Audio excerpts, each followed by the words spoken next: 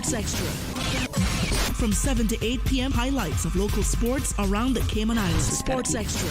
It's amazing to see the improvement of the team. Sports Extra, keeping you informed.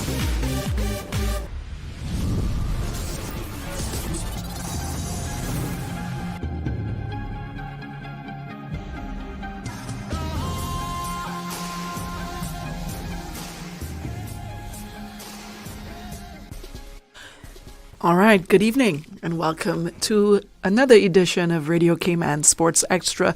I'm your host, Dionne Anglin. Hope all is well. Hope everyone is having a wonderful day. How was your Easter? We have some special guests in the studio, and I know we're just coming back from the Easter break, but it sounds to me like you guys didn't get a break.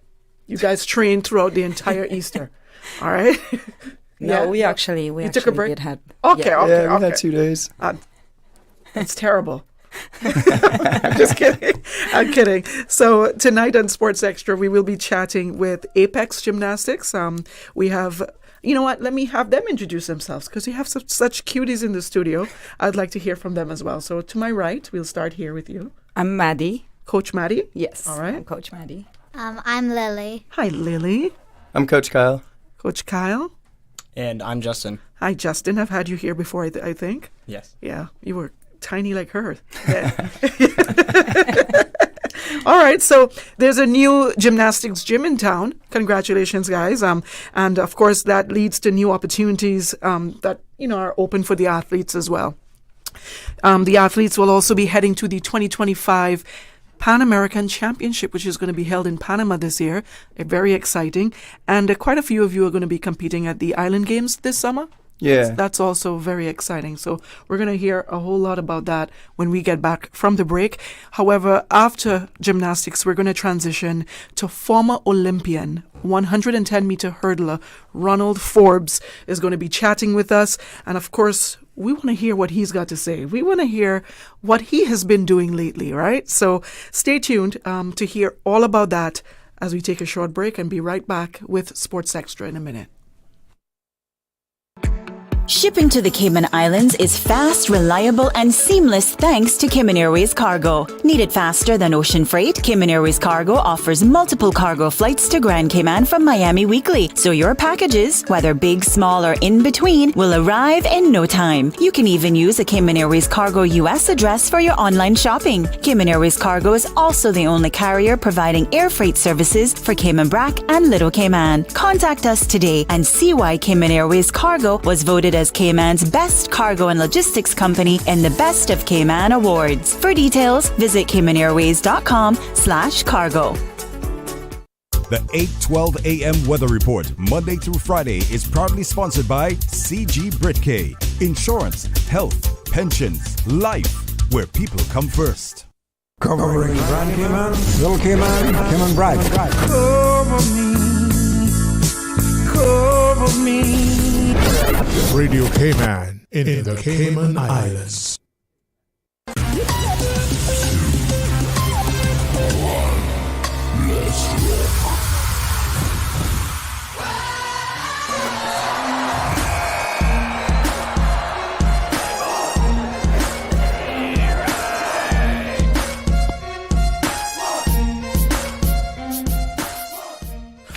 All right, welcome back to Radio Cayman Sports Extra.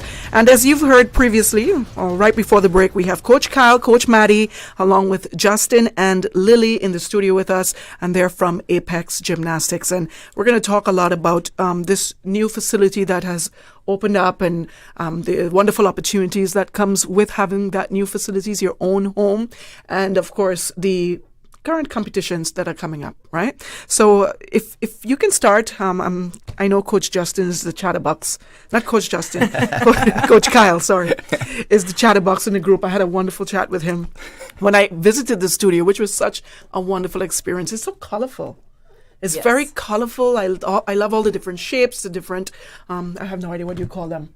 The things that you guys... Mats. The mats. And the furniture. He's ready to do a flip. You know what? They invited me to do a flip. I used to be able to. When I was Lily's age, I could have do the That is cartwheels. That's it. Only cartwheels, nothing more. And as you get older and you get taller, like me, I'm 6'1", so it's difficult to do cartwheels at this height when you haven't done it in so long, right? We'll teach you. We'll teach you. Yeah. We got adult classes. Yeah, and you know what? What's her name? Our current Miss Cayman. Yeah, Reagan. Reagan Ruddy. She's close to my height, and she can do it. So there's hope. If you can do it, you can do it. Yeah, too. exactly. There's hope for me after all. So you guys share with me what inspired the launch of Apex Gym and what has the journey been like so far? Yeah, so about a year and a half ago, our program got canceled, and so we had to figure out a place for the boys. I had left Ireland. I went to New Zealand, and gosh, I was there well, my last day on Island. They told me, hey, if we ever open up a gym, would you ever come back? And I was like, yeah, Yeah. I'm thinking things in Cayman going to take 2 years, 3 years. And like 3 months into living in New Zealand, they called me and they were like, hey, we have this gym. And I said, oh my gosh. And they were like, you going to come back? And I was like, yeah, of course. That quick, huh? Yeah, so, we found a home for the boys, but, also we saw a need for the girls as well. Like we wanted to have a girls program. And actually, while I was in my travels, I met Coach Maddie. Okay. Nice. I actually went to her gym to interview in Dubai. Oh, nice. And in I was Dubai. Is that where you're coming Yeah. from? Yes. Oh, wow. That's incredible. So while I was in Dubai, I was like, feeling her out, and I was like, would you ever want to leave? Yeah. And she was like, It was scouting, and I didn't know. yeah. And she said, yes, we want to go to Dubai. Yeah. And you want to get away from Dubai. Well, here to Cayman I Islands. have been in Dubai for 10 years. Yes. So being there, I didn't really feel like it was my home. I didn't really feel like that's what I would like to leave my whole life, right? And so not married, not kids. And I'm like, hey, if Why an not? opportunity comes, like if it's better than here, then I wouldn't say no. The more experience, the better. Exactly. And so Kyle texted me in December, which was very interesting given the fact that I have actually resigned. Okay. 3 months prior to that, I've resigned from the club that he came to interview for. I had no idea either. Look at that. Look at that. That's amazing. No. And I was actually I was looking for something new. I was looking for something more, something that fulfills me as a coach too.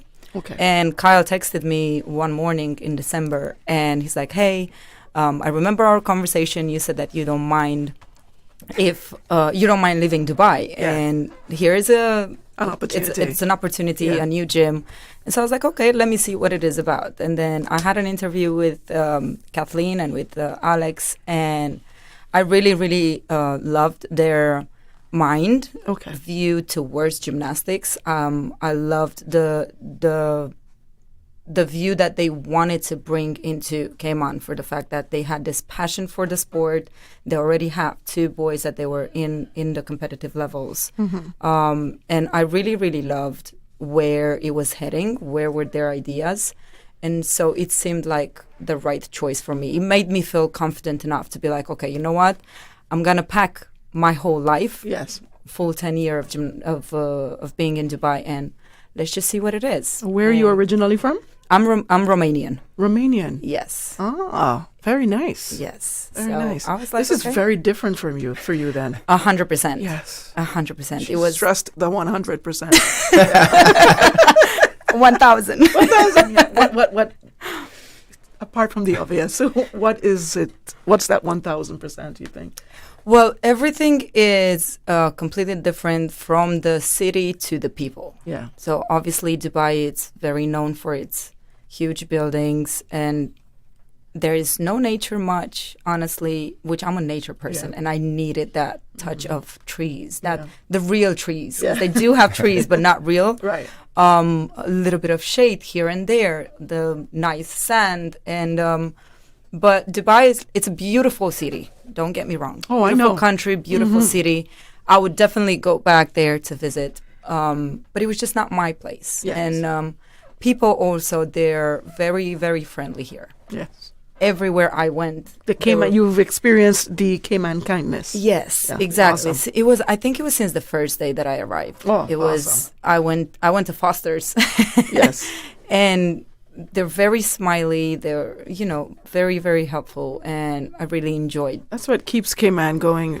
When the visitors come, it's so different from being in the big cities where everyone's just callous, walking their own way. And where in Cayman now you go, people still say good morning, hello, Yes. how are you? And everybody seems to be on a slower path. Yes. Like it feels like a slow life. Yes. Like a slow, peaceful life in Cayman. Whereas in Dubai, it was It's all on fast-paced, fast yeah. forward. Yes. Fast forward, and it was exhausting. Too much for you. That's what like brought me back here. It's like everywhere I went around the world, it was like, besides coming back and coaching the boys, but like everywhere I went, I was like comparing everything to Cayman, and I was like, that just There's no comparison. Stop it. no, I just was like, all right, I'm gonna come back.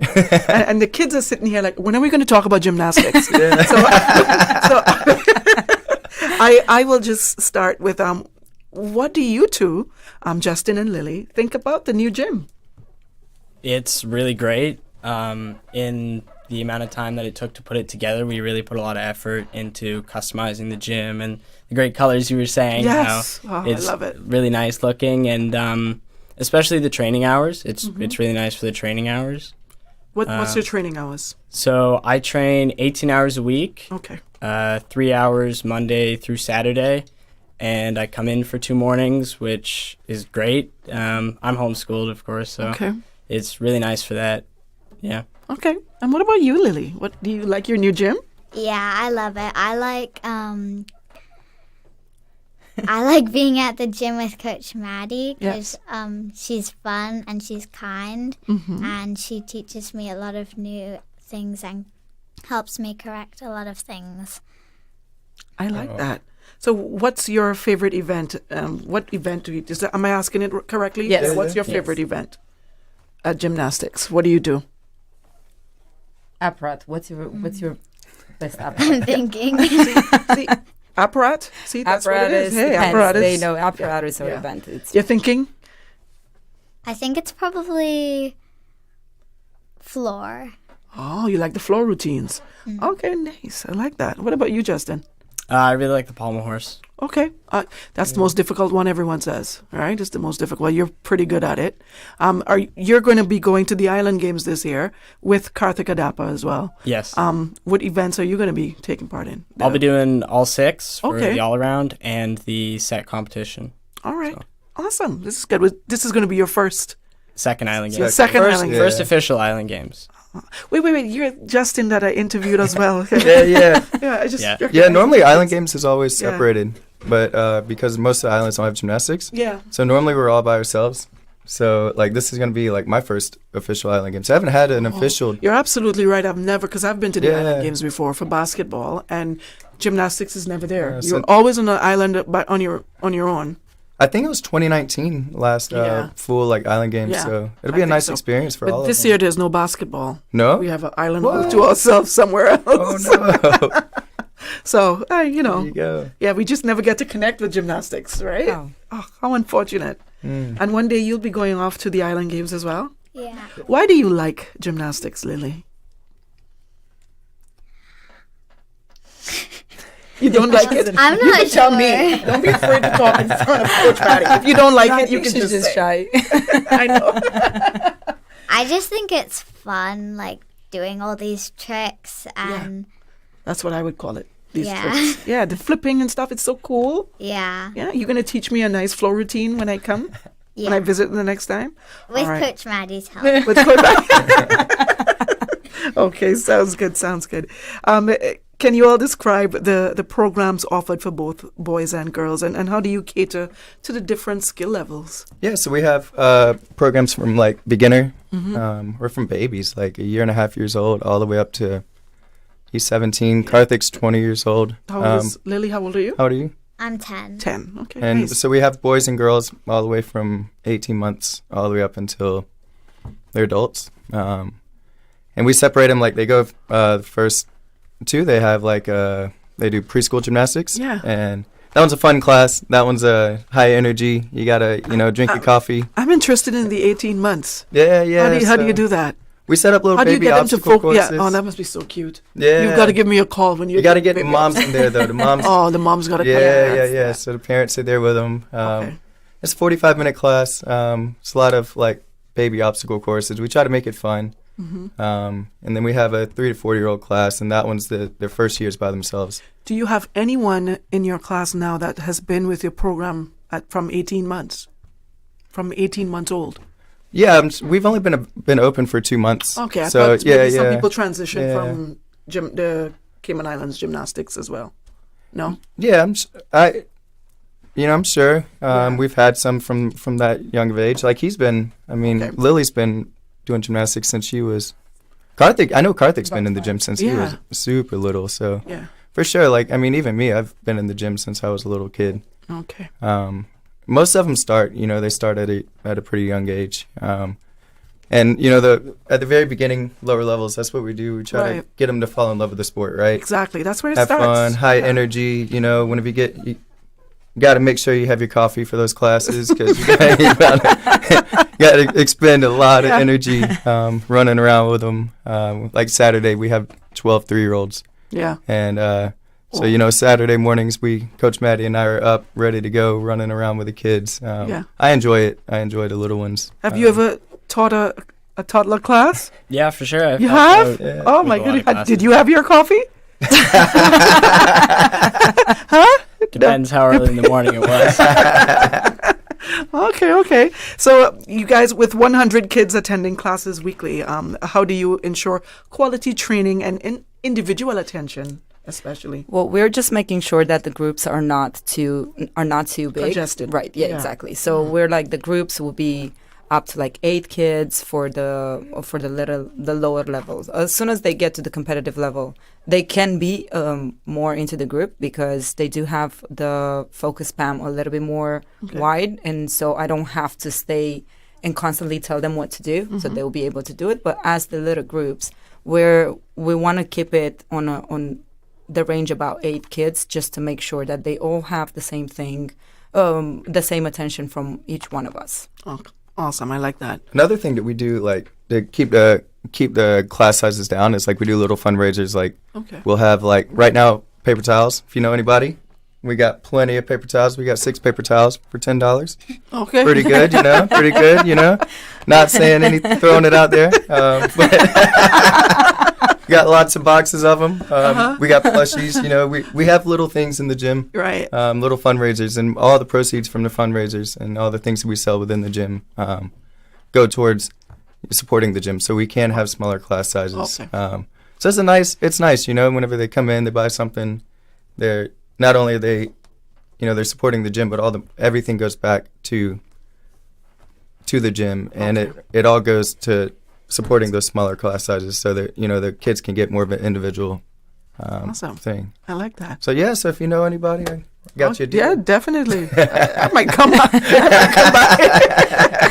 There'll be 2 classes, by the way, for the little ones, because we have the little ones that they're just coming in. It's an open gym that they can just come in with the parents, and they have a little castle and everything. And we also do have on Mondays usually. Okay. It's a class for the little ones that they're the same. They're 2-year-olds. Okay. That they do come in with the parents, but it's going to be an organized class. Right. So they will have the coach, which would be me taking care of this, but then they get to have more an organized one rather than just an open gym where they can just run around. Awesome. And Justin, how has preparation been for Island Games? It's been great. Training really hard, not just for Island Games, but for some of the other competitions that I needed all these skills for. What other competitions? There's Pan Ams in November. Yeah, it's the juniors. The one in Pan Am. Yeah, I thought it was only Karthik attending that. You're attending as well. He's got to qualify. Karthik already. Yeah. So what we're trying to do is we're trying to get his qualification score at Island Games, or have his routines. What we do is we video the routines. Okay. And we send them off to another judge as well, so that we can qualify for these bigger competitions. Whenever they go to Island Games or something. Yes. Because it's a modified FIG. Okay. So what we do is we video what he does in competition. We send it off to the other judges. And so we get a couple of extra, and but the goal for him is to go CRIFTA Games. They just added us to CRIFTA. I see that. So we That's just amazing. So now you have track and gymnastics. field, swimming, artistic swimming, and gymnastics. Yeah, so they just added us. So we're trying to go to CRIFTA. We're trying to get to Junior Pan Ams. So that will be the next Carifta. That's next year, 2026? That's this. Oh, no, yours is going to be a different time. Yeah, so it's in December. So it's not going to be the same time as the other Carifta games. So ours is going to be in December this year. In December of this year. Okay, all right. And how are we looking? How are we shaping up for that? It look good. Yeah. I'm excited, you know. Yeah. Anytime you can add something new, I think especially, you know, adding the gymnastics is only going to grow the sport. Definitely. What's the age limit for gymnastics? They got little. I mean, Lily can go to Carifta. So, you know, from her age all the way up to Justin Karthik's age. So it's really cool, you know, like, you know, she has something that she can, all the little ones can have something to aspire to do, and it's something that they can work for. Awesome. Right off the bat, you know, we're jumping in. Oh, I like that. Lily, how's training been going? It's been hard, but I know it will help in my gymnastics. Okay, what's been hard for you, or what's been your biggest challenge? Conditioning. Well, it'll get there. That's her job. to get you in shape and get you ready. Yeah. We're gonna blame it. Look, I'll take the blame. I don't mind. I don't mind to be the bad guy as long as they're getting better. Awesome. I'm okay with that. Okay, so for the Carifta Games, do you already know what you'll be competing in? She's not going at this one. Not this one. Not this one. No, because we just started. We're like, there's something to look forward to right now. Okay, so what's Lily going to be doing soon? Well, we're looking on to. We do have competitions that they're coming up. Okay. Yeah, so we got we're gonna try to. Since it's our first year, we're gonna go to the U.S. We always go to the U.S. For a competition. Yes. And it's really nice base to see where we are, right? And, you know, even Justin, Karthik, Igor, you know, Reagan, everybody who's ever competed for FIG or competed highly internationally, they've all gone through the U.S. system, which is a really nice base for the FIG, right? If they can compete well in those competitions, I mean, they're set up good. So you said earlier that he, during his competition in Island Games, you'll be filming it so that you could send it off. Now, how many others are there that will be heading off to Carifta at the end of the year? So right now we don't have right now we're still waiting on the organizers and stuff. Okay. So we don't have the actual qualification scores yet. Okay. And stuff. So we're still, you know, it's all new, especially for men's gymnastics. We last year was the first year for women's gymnastics at Carifta. But this year for us it's still. We're still waiting. So I'm sure within, you know, we'll know soon. But yeah, I mean, for him, for the juniors, you know, you got CAC games, you got, you know, Pan Ams, all the fun, exciting stuff. And Karthik's right now, he was just training with us for the last month. I know, I missed him. Yeah. I'm like, he quit. He's really? quick. I said the 6th. You knew I said the 6th. And he's gone. Okay. He's going to, he trained with us and now he's back in the UK. Yeah. So, you know, he has aspirations to go to Worlds and Indonesia in October. So he's back in the UK, training super hard to get to Worlds. And the qualification, you know, this competition in Panama is going to be a qualification for that competition. So I'm excited to get back out. Yeah, of course. The competition with, you know, it's been a year and a half, you know, that was a year that I was gone, a year and a half since, you know, we've been, so it'll be nice to, you know, go and see everything, compete, go to the U.S., you know. What's it like, Justin, balancing your schoolwork along with gymnastics? It's definitely easier because I'm homeschooled. Okay, but nice. I wouldn't say there's too much of a conflict there. I come in generally to train at 4, and normally by then I'm able to get all my schooling done. Mm-hmm. I'm in high school, so it's a little harder, but I'm able to balance it pretty well. Have you always been homeschooled? Yes, I've always been homeschooled. Really? Yeah. Okay, and you like it. You like that? Yeah, it's really nice for the flexibility. Okay, cool. And what about you? Where do you go? Where do you go to school? I go to Cayman Pratt. Oh, nice. And what's it like for you balancing your schoolwork and the hectic training that Coach Maddie gives you at gymnastics?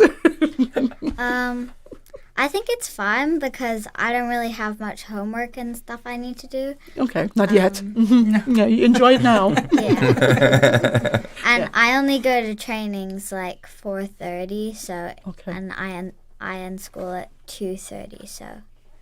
Okay. You mentioned that the floor routine, that's your favorite? Yeah. Why? I'm not sure. I just like it. Yeah. Well, I find it fun. And what about Simone Biles? Do you look up to her? You looked at her this Olympics? Yeah. That's the only time you get to see gymnastics internationally compete. It's very sad, but it's such a beautiful time. It's why I look at the Olympics. I'm a basketball player, but I'm in front of that TV for gymnastics. So do you like Simone Biles? Yeah. Yeah. Who else do you admire? Anyone else? I don't really know many other gymnasts than Simone Biles. Okay. Yeah, she's the most popular one. Yeah. Yeah. What about you, Justin? Do you look up to anyone? Yeah, there's a lot of people that I look up to. Like, I could name people like Kohei or a lot of the other Japanese and Chinese gymnasts and stuff. They're really great. Or Brody in the U.S. Like, just seeing how they train and they're a team and how the skills and the things they have to overcome to get these skills is just really, really cool. You seem to have a wonderful team here with Coach Kyle and Coach Maddie. How has the coaching team at Apex helped improve your skills and confidence, you think? Yeah, they're like, what? You're thinking? What? You shouldn't have to think. Yeah, you see. How have they helped you? How has he helped you? Kyle's really good with just mentality. Like, mentality is like one of the biggest things in gymnastics, and just like being encouraged and being talked to. He sits me down sometimes, explains the skills. It's great to have that kind of thing, and Maddie's really encouraging, and she's just around in the gym. If I crack a joke or something, she's always there to like cheer me up. Yeah. Okay, what was it like practicing alongside Karthik? Seeing the experience that he has as well. So, well, I was looking back at it the past week because he was here for the past month. It's so great having him around because he's a really bright personality, and like he's so funny, really and like he's really fun to train with because he's serious when he needs to be and when I'm struggling with something. But if I'm like cracking a joke, he's so funny. Awesome. And what about you, Lily? Who do you like training with? Who are your friends at Apex?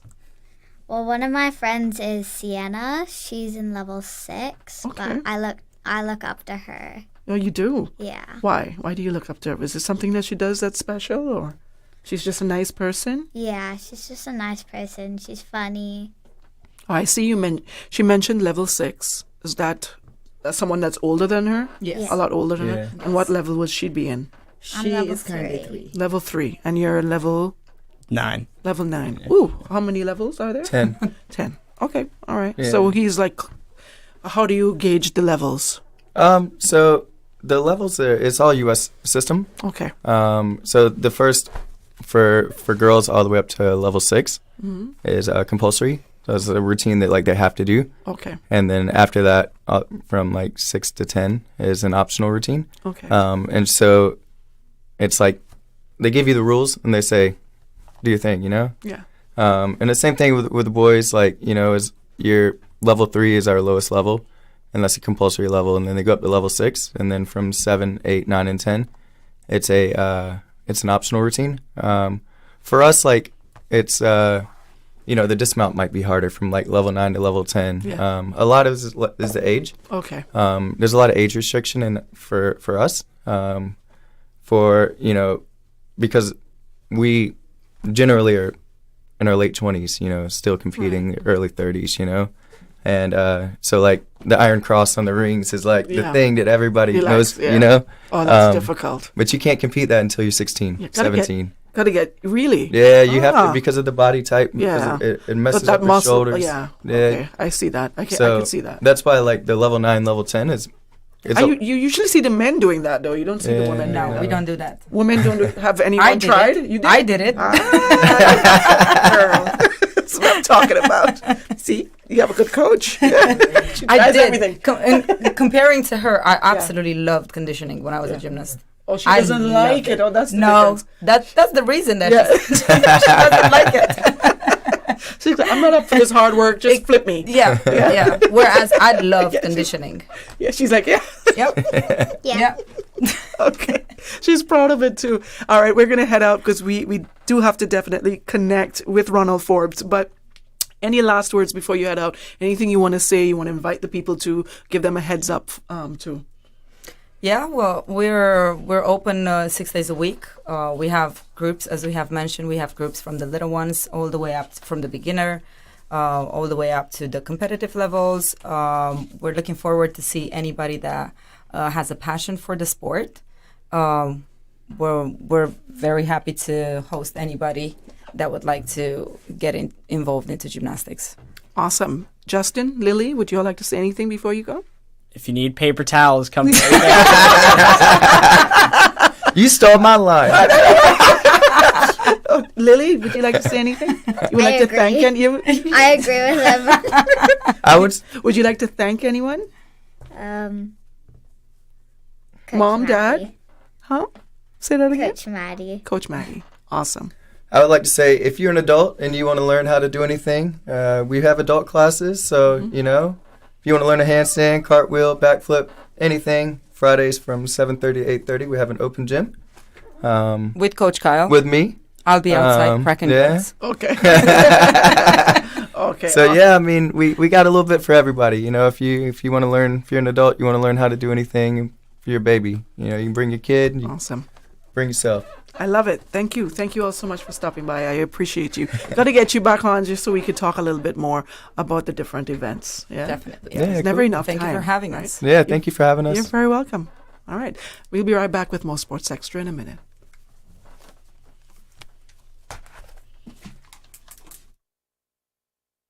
The Cayman Islands is celebrating the 80th anniversary of V-Day, May 8th, 1945. Everyone is invited to this shared moment of celebration commemorating the end of World War II on May 8, 1945, recognizing the sacrifices of our brave seamen and their families made by enlisting in the Home Guard, the Trinidad Royal Navy Volunteer Reserve, the British Merchant Navy, and by supporting the community during that treacherous time. Celebrate Cayman and the Cayman Islands Veteran Association invites everyone to pay tribute on Thursday, May 8th at 7:30 p.m. as we honor and recognize these brave souls at the Cayman Turtle Center, West Bay. That's Thursday, May 8th, 7:30 p.m. at the Cayman Turtle Center.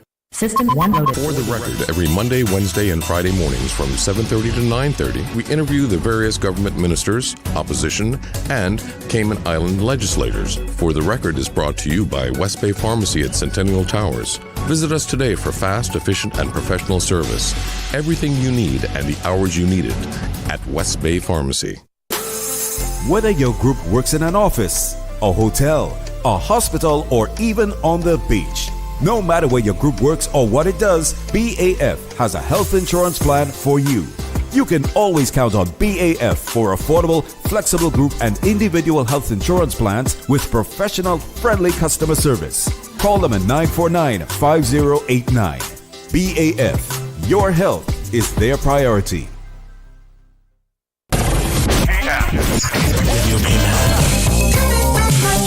Biggest variety in the morning. RC Fusion.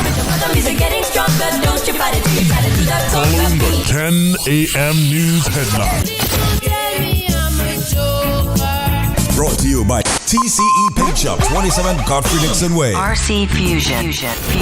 The Georgetown Farmers Market. It's time you start eating local. The market at the Cricket Grounds. My Kinda Cleaners. Call or WhatsApp 326-3379 for your free quote today. Ministry of Planning, Agriculture, Housing, Infrastructure, Transportation, and Development. Also brought to you by Rosanna Dixon Insurance. Protect your family with critical illness coverage. Call Rosanna Dixon at 547-0952.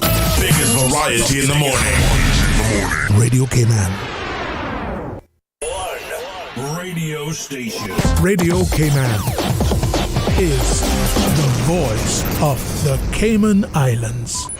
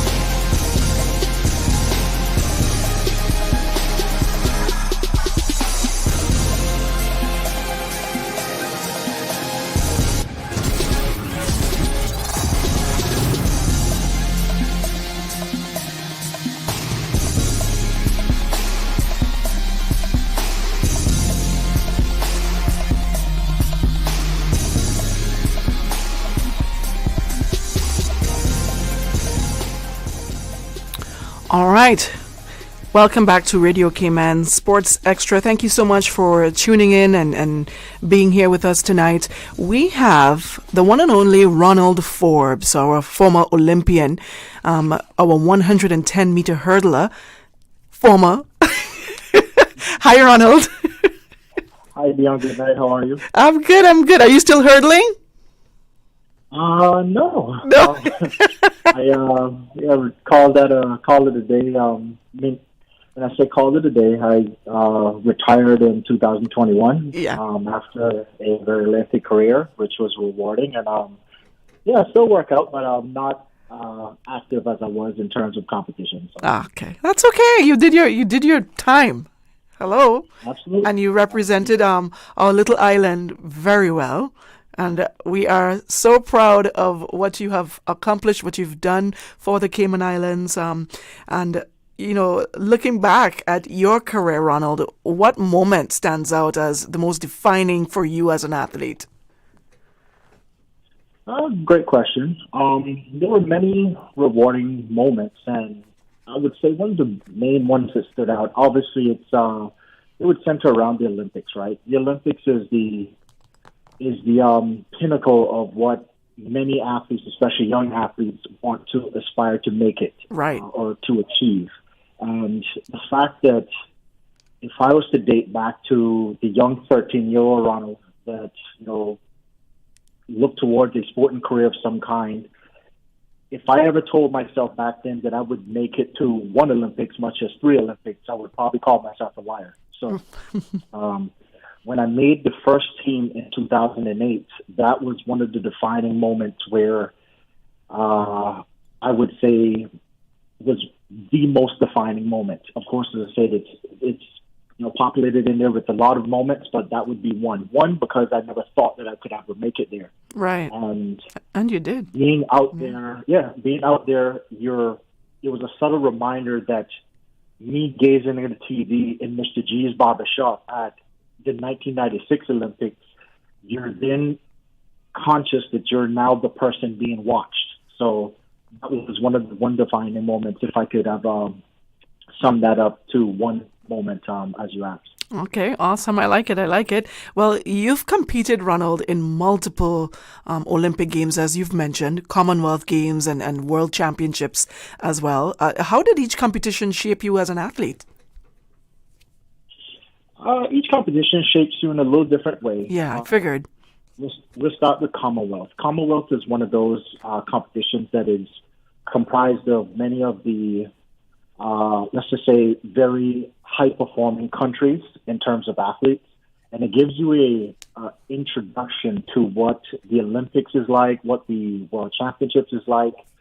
And with that, it tends to shape you in a way that on that big stage, the objective doesn't change. You're going to go from start line to finish line, and he or she who does it in the best, or let's just say in the least amount of time in terms of my race, yes, is the one who ultimately wins.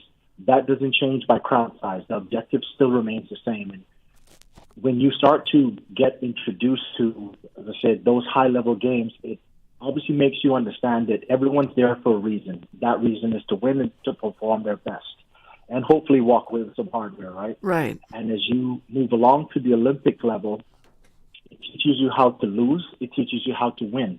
It teaches you that not every loss you take is going to be is not necessarily a loss, but a lesson. Right. It teaches you how to dig deeper, grind harder, and most of all, summon that grit inside of you to, one, come back a little bit stronger, a little bit faster, and a little bit more resilient to the challenges that you're going to face out of that international scene. So each competition throughout the years has shaped me not only as an athlete, but as a person. So in the end, it made me a better person compared to where I first started. Definitely. And you were also a flag bearer for twice, I believe, in 2008 and 2016 Olympics, right?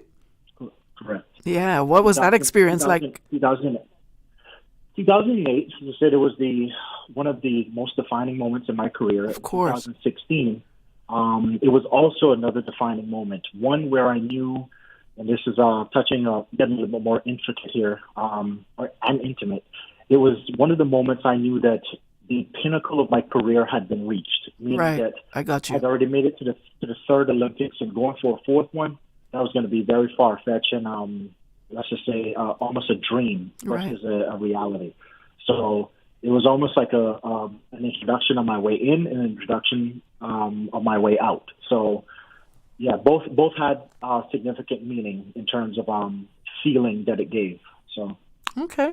And you transitioned. I don't know how many people know this, but you transitioned from discus and shot put to hurdles, right? So what drew you to hurdling and how did you refine your technique over the years?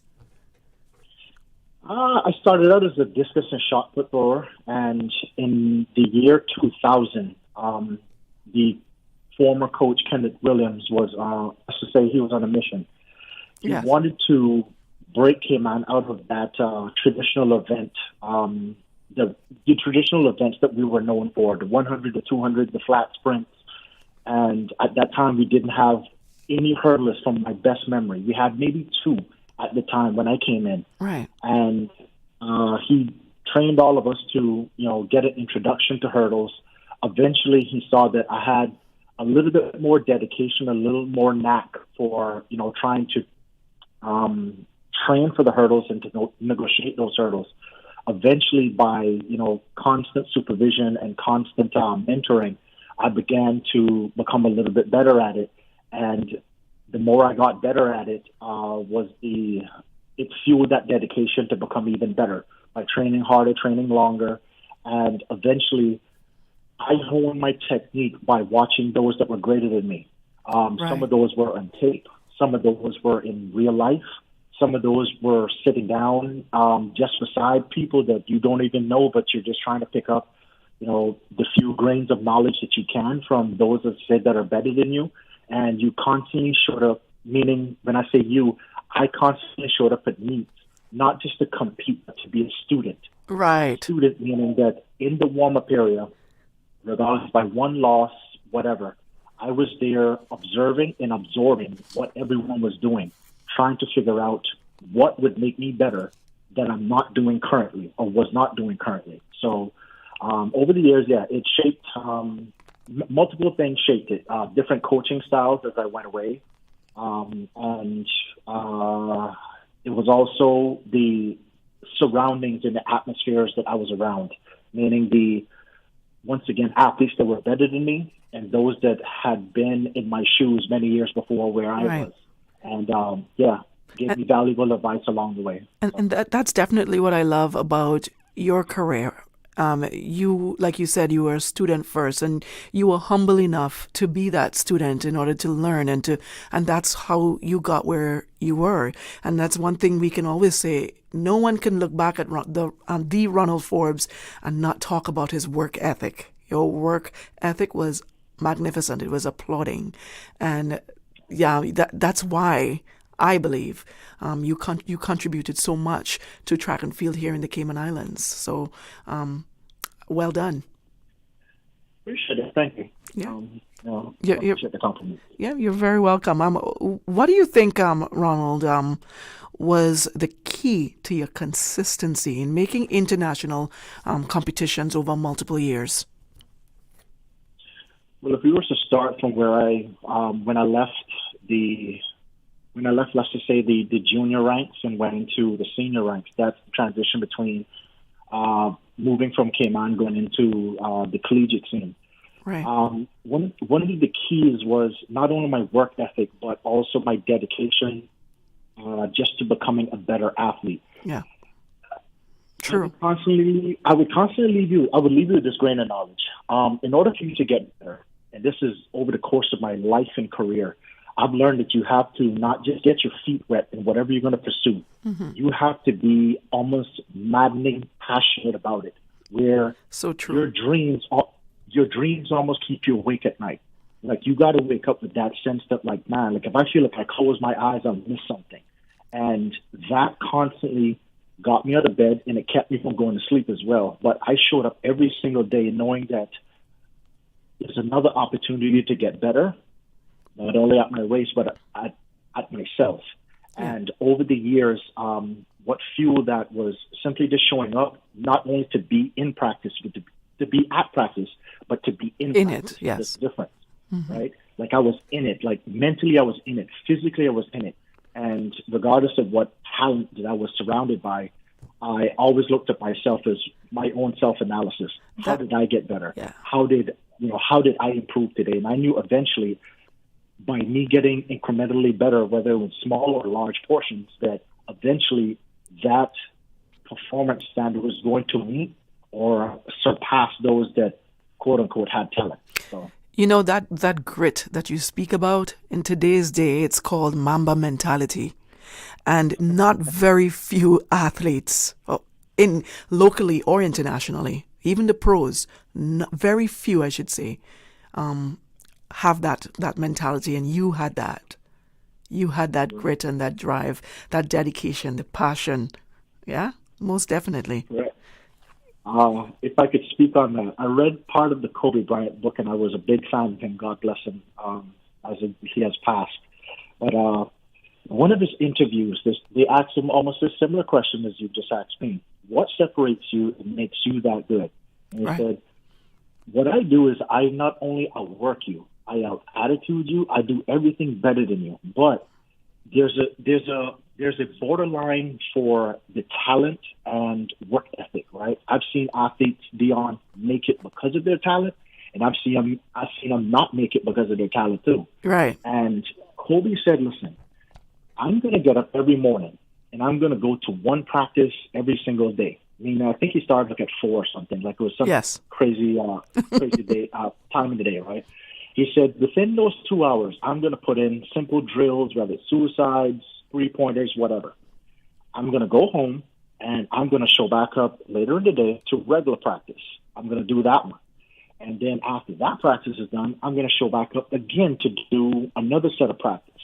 Now, there's going to come a time where over the period of not only weeks and months, but years, after a certain series of years in an athletic career, when those that have caught on that is what is separating that person, in this case now Kobe, and also other people like myself, there's going to come a borderline where you recognize that the work ethic separated me. And at some point, I'm going to get so far ahead in the amount of hours I put in to never go back and surpass me ever again in life. Right. And that's going to be a hard reality for some people to to understand. So, yeah, just the work ethic, getting out there, and you got to put in the work. I don't care what your talent is, what background you come from. No one beats the work. You have to put the work in. Definitely. It's a thin line. It's borderline insanity and insanity. And I remember my dad always said that growing up, if you want to get out there, if you want to get far, you got to eat the basketball. And he always said it. And we always looked at him like, eat? Because we'd make jokes of it. But we didn't take him, you couldn't take him literally, of course, but we knew what he meant. You got to live, eat, sleep, basketball. You go out there, the average person is shooting 100 shots, you got to shoot 100,000. And I kid you not. Those are the things he'd say to us. And that's what he did. And that's why he was, or still is, one of the greatest three-point shooters for Trinidad and Tobago. And even here today, not one player could outshoot him. Not one player that he's ever coached can outshoot him. He still has the touch. He still has the touch. So I know that drive that you're talking about. I know that passion. And I, too, read the Kobe Bryant book. Of course I did. So thank you so much for bringing that up. But I also want to touch on retirement and giving back. Now that you've retired from professional competition, what's your main focus now, and how are you staying involved in sports? I see you online, but I want to hear a little bit more. So so that transition from sports to where I am right now was not necessarily easy. Right, it came with I wouldn't even call it a fair trial of trials and tribulations, but a great number of those. That also, in today's world, where some athletes say the true competition begins, right? Right. You're exiting a world where everyone understands you. Everyone sees you as the pinnacle or on a mantle of just being distinguished. And you're a public figure. And I'm not just saying this as in terms of myself, but several athletes, right? You're this great public figure that has accomplished great feats out there in the athletic scene. But when you're trying to transition into the quote unquote normal world, sometimes that blessing can become a curse. And right. I say that is that some people look at you only as being the athlete. And sometimes that's a good thing, and many times it's not. Right. Because you can be put in a box real quick in terms of conversation, what they think your aptitude is, what they think your attitude is, what they think your education level is, if you can count past 10. And sometimes you're fighting a battle that sometimes it is absolutely insane trying to make that exit. But how I keep in touch with sport is multiple ways. I think we've seen each other's posts on Facebook constantly. Yes. I like it in terms of, I could keep contributing to it by every time that I see a young athlete, whether that's Carifta, CACs, Worlds, Olympics, I try to post it and highlight it. Sometimes I get it literally moments after it happened. And I try to promote it the best way I can. I think Cayman's youth deserve it. I think they need it in terms of propelling their career to the next level, where if I can lend a helping hand by sharing it on my personal page, I will do it. Yes. And I constantly do it by, I would rather share that than, having some bad news about someone being arrested or, God forbid. That's why we love sports. It's so much more positive. Exactly. It is so much more positive, right? I'd rather put that out in the atmosphere than to put out slander or put out something else on another person. So I constantly contribute with that. Every time that I see it, sometimes I get it off of your page and I repost it, right? And other ways I contribute is by, for instance, lending talks now to kids that are now the children of my former classmates that I went to school with. Sometimes I didn't even recognize the person until I see like their mom or their father standing up beside them. I go, that's my old classmate. Let me give them a call. And I did it up to a couple of weeks ago by sitting down. And I'm like, listen, if you ever need some advice on something, I'm not saying I'm the genie in the bottle that has all the answers, but I will give you the best game that I possibly can. Right. And there's multiple ways as I try to keep contributing back to not only the youth in Cayman in terms of sport, but in terms of just reposting, in terms of lending positivity and lessons learned, and the multitude of experiences I've had over the 22 years that I competed. It's multiple ways. And I see you as well, because when I scroll through your page, it's all on Cayman local athletes or young athletes and what they've accomplished. And that says a lot about you as well. So thank you so much for doing that. Thank you also for sharing our Radio Cayman Sports Extra items as well. That's pretty cool. Yeah, absolutely. And the younger ones deserve it. Yes, they definitely do. We're almost at an end here, but you have a football stadium named after you in Northside. It's renamed in your honor. What impact do you hope it has on our young athletes? That was answered several years ago. Yeah. When I learned about it first, it was a great honor. Why?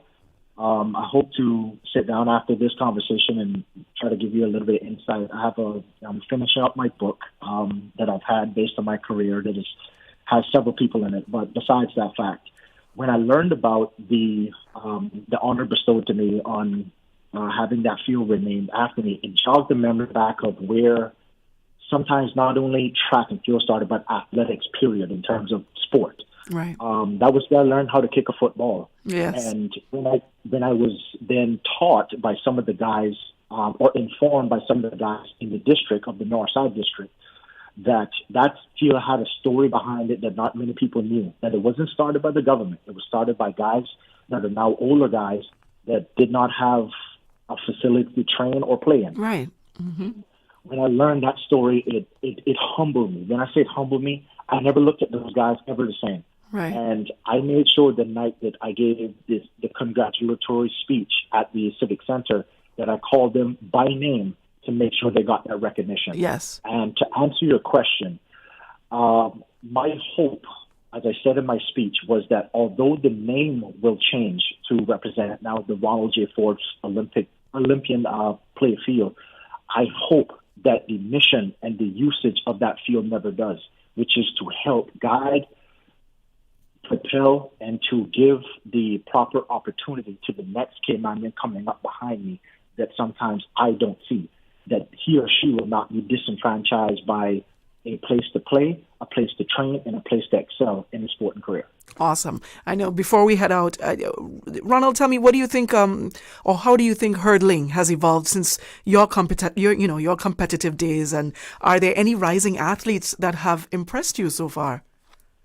Oh, there's many. Hurdling, in a sense, is it's still 3 steps in between and still the same distance, right? The height hasn't changed, distance hasn't changed, but the methodology of the approach to what hurdles is and how aggressive you need to be has definitely changed. Some of the times that collegiate athletes are running now and pro athletes are running now, it is absolutely phenomenal to see and absolutely phenomenal to watch. So true. On TV, actually. And with that being said, Grant Holloway from the United States is definitely one of my favorite. He has definitely proven his point in terms of being the best athlete in terms of 110 hurdlers ever. And I'll just put it out there like that. Like, he has accomplished some great feats. But if I was to tune this into a local perspective, we do have young Rasheem Brown, who is... Yes, and Aliana Anderson, I believe. Correct. You have some that sometimes I don't even know until I see them, right? And you have those coming up. And I know Rasheem, I've spoken to him on numerous occasions. Actually, last year, he was here in the Bahamas, where I worked during the week. And I went to one of his meets. He didn't know I was there, and I watched him. Oh, that's amazing.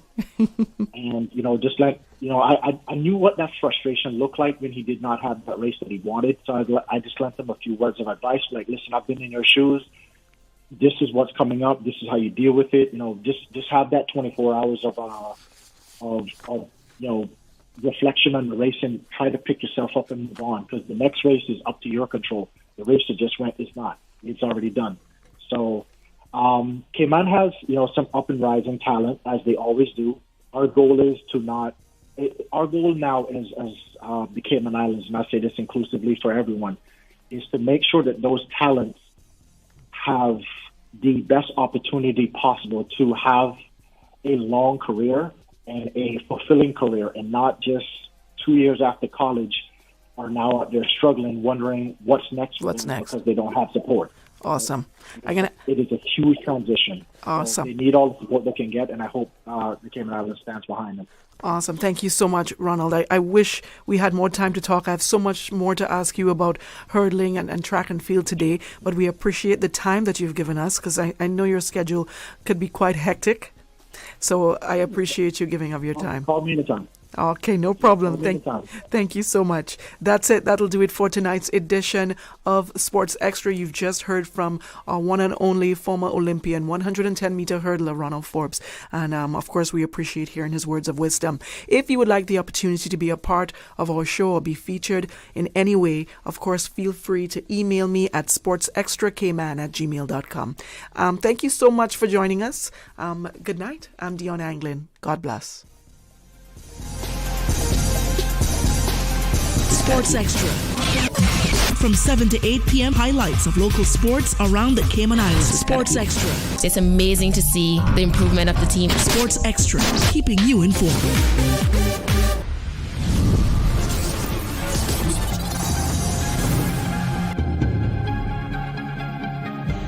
If they are talking about us, living in your head rent-free all this time, we must be relevant.